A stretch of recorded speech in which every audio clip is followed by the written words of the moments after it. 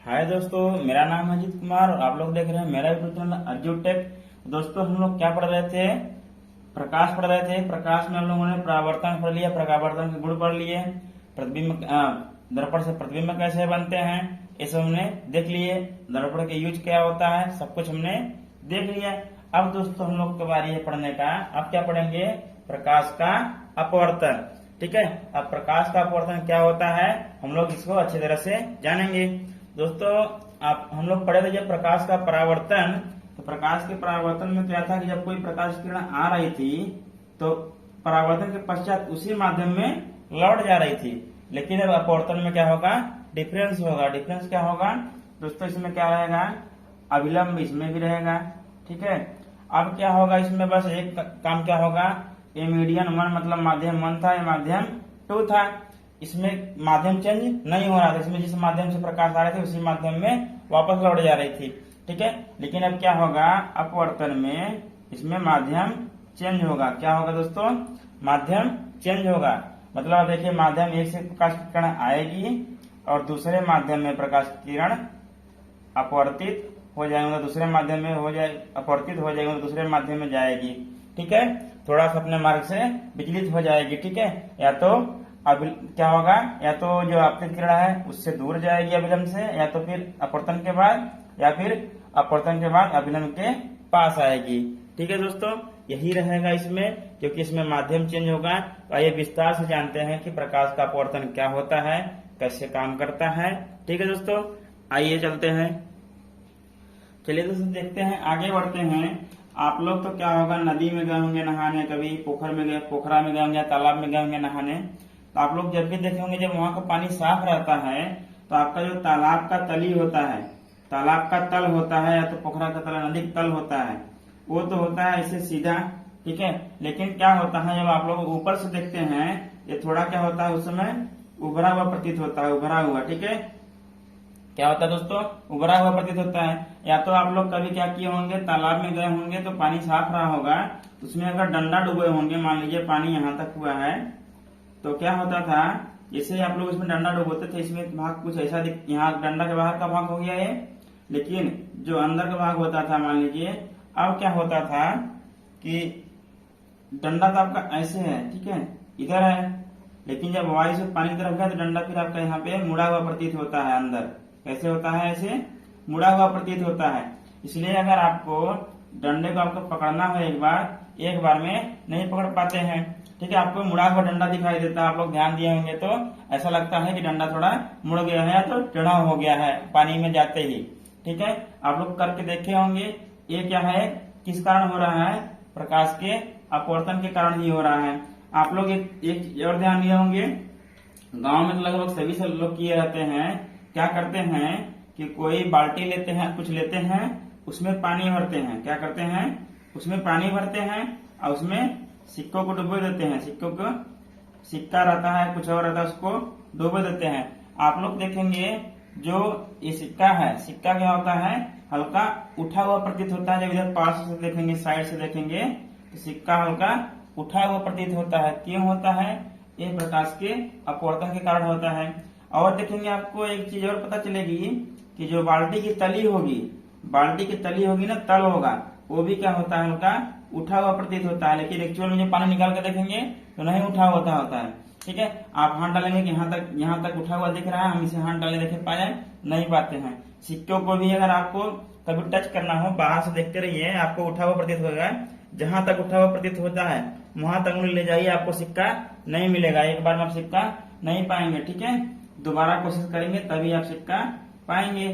ठीक है दोस्तों, मतलब कि प्रकाश जो है अगर एक माध्यम से दूसरे में, ऐसा क्यों हो रहा है? क्योंकि प्रकाश के अपवर्तन के कारण हो जाता है। मतलब इससे है कि जब प्रकाश एक माध्यम से दूसरे माध्यम में जा रही है तो प्रकाश क्या हो रही है, अपनी दिशा से थोड़ा विचलित होकर संचरित कर रही है। ठीक है, मतलब उसी दिशा में नहीं चल रही है। ठीक है, थोड़ा अपना दिशा क्या करता है, बदल देता है।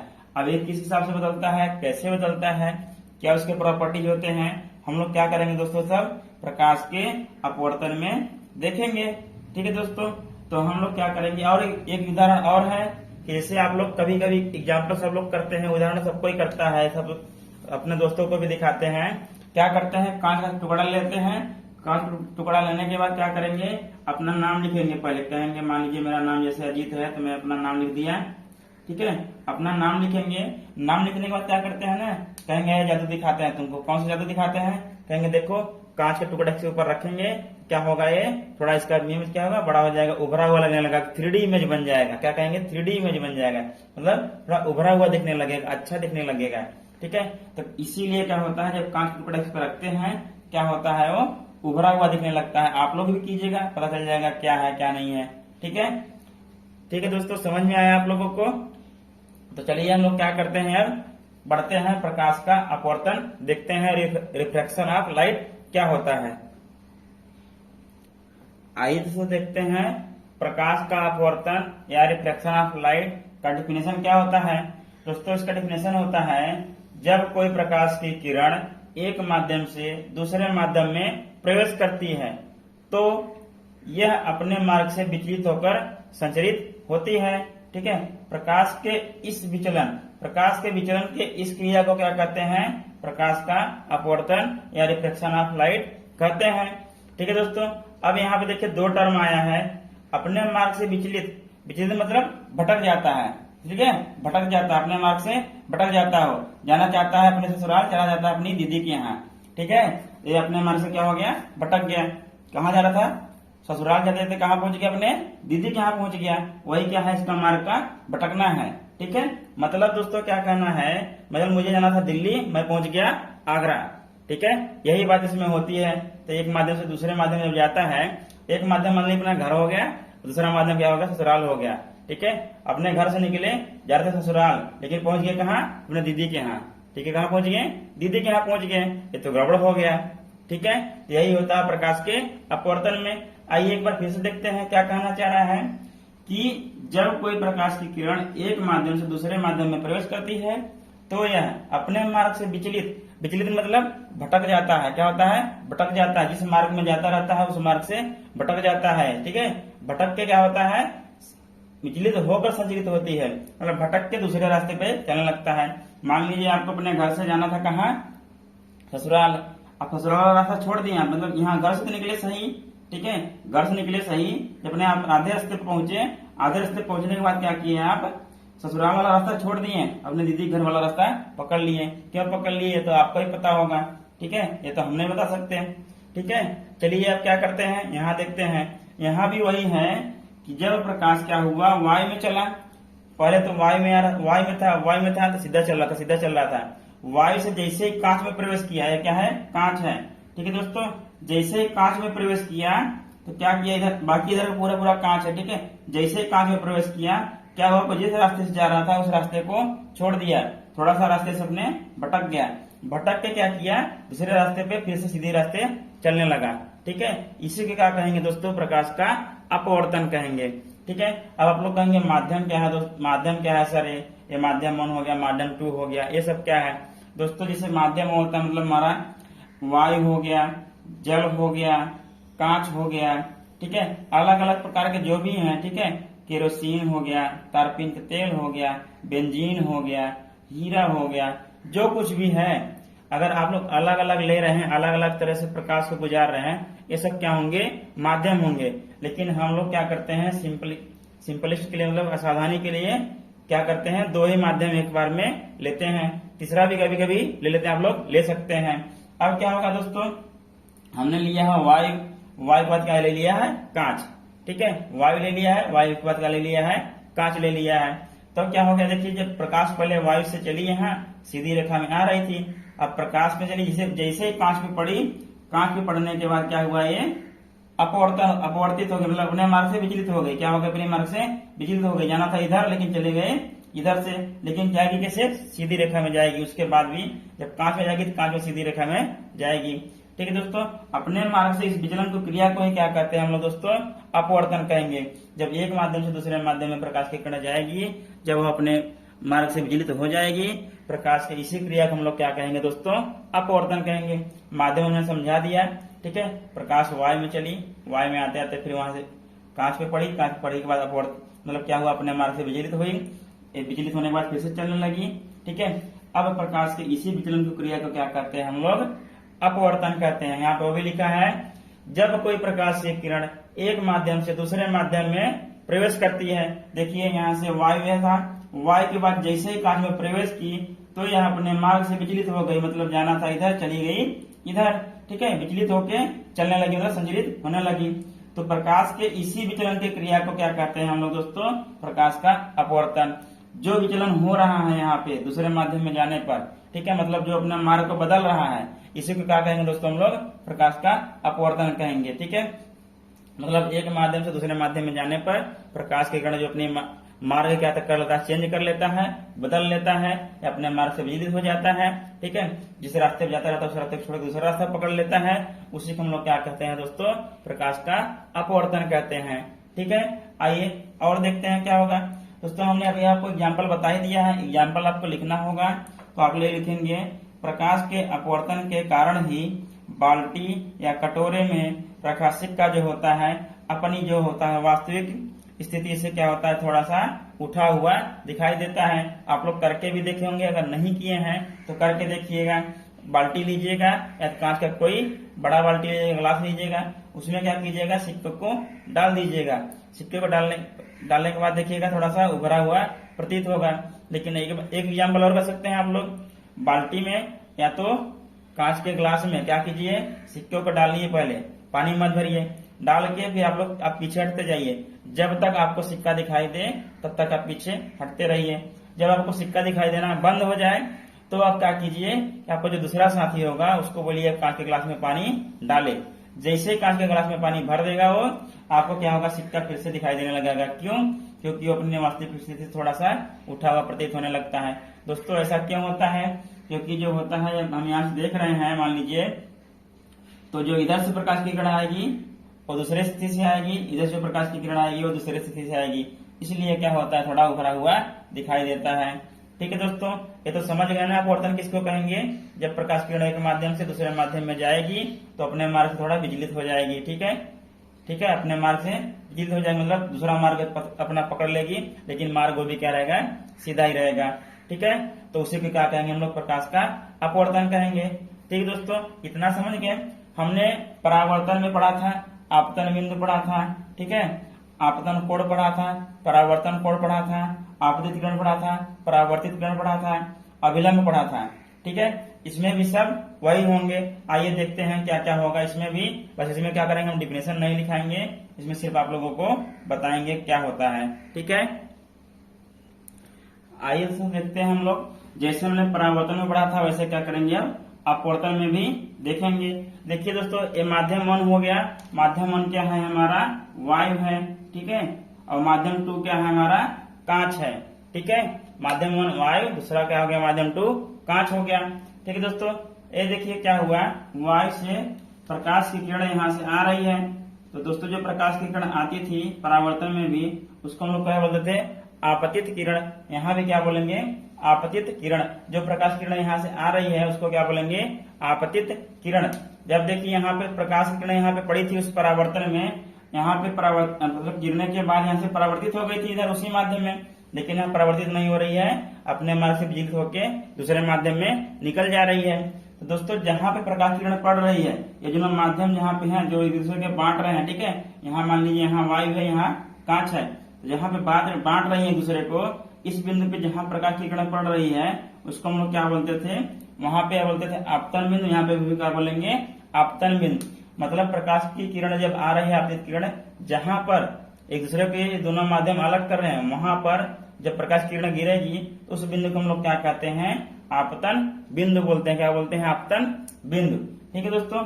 अब क्या करते हैं, अब देखिए यहाँ था, वहां क्या हो गई थी, यहाँ से प्रकाश किरण उसी माध्यम लौट गई थी, उसको क्या बोले थे? परावर्तित किरण।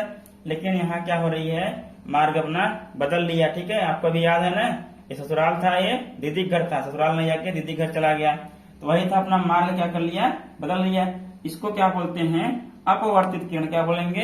अपवर्तित किरण, ठीक है। अपना मार्ग बदल लिया, इसको क्या बोलेंगे? अपवर्तित किरण। एक हो गया। और उसके बाद क्या हो गया दोस्तों, एक चीज और हमने पढ़ा था, अभिलंब।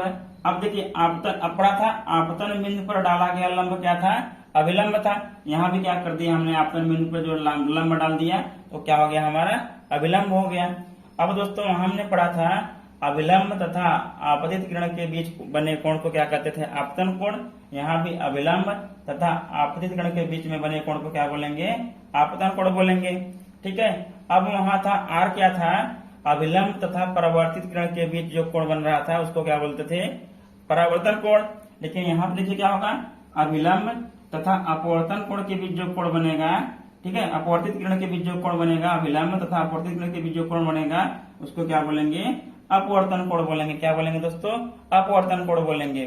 ठीक है, परावर्तन के सामने क्या हो जाएगा, अपवर्तन हो जाएगा। इतना समझ में आप लोगों को, सब कुछ क्या है, सेम है।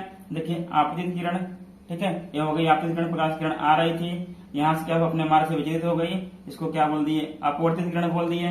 ठीक है, अब उसके बाद देखिए जहाँ पे प्रकाश किरण यहाँ पे गिर रही है उसको क्या बोलते थे, उसमें भी आपतन बिंदु, परावर्तन में भी, इसमें भी क्या बोलेंगे, आपतन बिंदु ही बोलेंगे। ठीक है, आपतन बिंदु पर हमने एक लंब डाला था, जिसको बोलते थे हम लोग क्या बोलते थे, अभिलंब बोलते थे। इसमें भी हमने आपतन बिंदु पे क्या कर दिया, एक लंब डाल दिया, जिसको क्या बोलेंगे, अभिलंब बोलेंगे। अब दोस्तों देखिए उसमें आपतित किरण तथा अभिलंब के बीच जो कोण बनता था उसको हम लोग क्या बोलते थे, आपतन कोण बोलते थे। यहाँ भी क्या बोलेंगे, आपतन कोण ही बोलेंगे। वहां पे देखिए क्या बोलते थे, प्रकाश के परावर्तन में परावर्तित किरण था इसलिए परावर्तन कोण बोलते थे।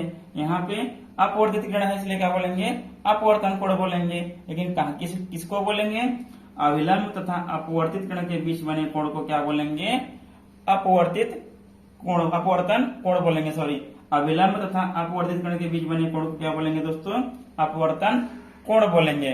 ठीक है, तो आइए हम लोग आपतन कोण और अपवर्तन कोण का परिभाषा लिखेंगे। बाकी आपतन बिंदु तो वही है और अभिलंब भी क्या है, वही है। ठीक है दोस्तों, दो चीज का लिखेंगे।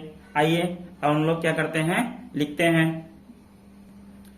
आइए देखते हैं आपतन कोण किसको कहेंगे, एक बार फिर से लिख लेते हैं हम लोग। अभिलंब तथा आपतित किरण के बीच बने कोण को आपतन कोण कहते हैं। देखिए अभिलंब ए है हमारा, ठीक है, अभिलंब और आपतित किरण कौन सा है, ए है। अभिलंब तथा आपतित किरण के बीच बने कोण को क्या कहेंगे हम लोग, आपतन कोण कहेंगे। इसको किससे डिनोट करेंगे, आई से। किससे डिनोट करेंगे इसको, आई से। किससे डिनोट करेंगे या प्रदर्शित करेंगे, किसे करेंगे, आई से करेंगे। यहाँ में लिख दिया आपतन कोण, आई लिख दिया। ठीक है, अब देखिए अपवर्तन कोण में क्या बोल रहा है, अभिलंब तथा अपवर्तित किरण के बीच बने कोण को क्या कहते हैं, अपवर्तन कोण कहते हैं। इसको कैसे डिनोट करेंगे दोस्तों, किससे लिखेंगे, इसको आर से लिखेंगे। ठीक है, देखिए ये हो गया अभिलंब अपना, ये हो गया अपवर्तित किरण हो गया। तो इन दोनों के बीच बने कोण को क्या कहेंगे हम लोग, अपवर्तन कोण कहेंगे। ठीक है, कैसे प्रदर्शित करेंगे, कैसे डिनोट करेंगे, इसको आर से करेंगे। ठीक है, समझ गए आप लोग। अगर आपको अभिलंब का भी परिभाषा लिखना हो बोलेंगे आप लोग, आपतन बिंदु पर डाला गया लंब क्या होगा, अभिलंब होगा। क्या होगा, अभिलंब होगा। ठीक है, और प्रकाश की किरण जब एक माध्यम से दूसरे माध्यम में जहाँ पे अलग होती है उस पर जब पड़ती है उसको क्या बोलेंगे हम लोग, आपतन बिंदु बोलेंगे। इसमें भी दोस्तों क्या होगा, आपतित किरण, अपवर्तित किरण तथा अभिलंब तीनों एक ही बिंदु पर होते हैं। ठीक है, एक ही बिंदु पर होते हैं और जिस बिंदु पर होते हैं उसको आपतन बिंदु बोलते हैं। ठीक है, एक ही तल में होते हैं, एक ही तल में होंगे। देखिए आपतित किरण भी यही है, अपवर्तित किरण भी यही है और अभिलंब भी यही तल से गुजर रही है। मतलब तीनों किरणें क्या होती हैं, एक ही तल में होती है। इसमें भी जो परावर्तन में था वही अपवर्तन में भी रहेगा, तीनों एक ही तल में होती हैं। याद रखिएगा आप लोग। चलिए हम लोग नहीं तो लिख लेंगे, एक बार देख लेते हैं। अब दोस्तों क्या करते हैं, इस लेक्चर को यहीं पे फिनिश करते हैं। बाकी क्या करेंगे नेक्स्ट लेक्चर में देखेंगे। नेक्स्ट लेक्चर में क्या देखेंगे दोस्तों, सघन माध्यम क्या होता है और विरल माध्यम क्या होता है। ठीक है, अगर सघन माध्यम से प्रकाश विरल माध्यम में जाएगी तब क्या होगा। ठीक है, और अगर विरल माध्यम से सघन माध्यम में प्रकाश जाएगी तब क्या होगा। ये सब हम लोग क्या करेंगे नेक्स्ट लेक्चर में देखेंगे। पहले देखेंगे सघन माध्यम क्या होगा और विरल माध्यम क्या होगा। जब माध्यम समझ जाएंगे तब क्या देखेंगे, यदि प्रकाश किरण सघन से विरल में जाएगा तब क्या होगा, यदि प्रकाश किरण विरल से सघन में आएगा तब क्या होगा। ये सब देखने के लिए दोस्तों हमारे साथ क्या कीजिएगा आप लोग, इस वीडियो में नेक्स्ट वीडियो में भी क्या कीजिएगा, बने रहिएगा। दोस्तों अगर ये वीडियो पसंद आएगा आप लोगों को प्लीज लाइक कीजिएगा, सब्सक्राइब कीजिएगा, अपने दोस्तों में जरूर शेयर कीजिएगा। ठीक है, ताकि हमारा भी क्या हो, उत्साहवर्धन होता रहे। ठीक है दोस्तों, धन्यवाद।